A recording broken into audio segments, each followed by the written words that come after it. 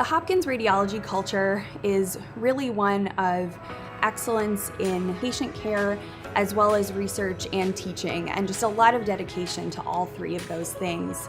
The relationship between the faculty and the residents here is great. It's another thing that I love about this program. We get to discuss these things and really get a lot of insight into how these patients are managed clinically from some of these world experts. It's very helpful. You really develop a relationship with each one of the faculty members that you work with. I definitely have become very close to a lot of my fellow residents. We are constantly working together. You're in a reading room together with your co-residents all day. It's very much a teamwork kind of atmosphere.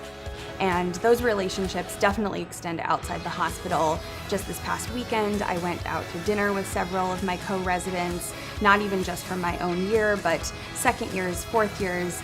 It extends across all the years of the residency, and that's one of the best things about being here for residency.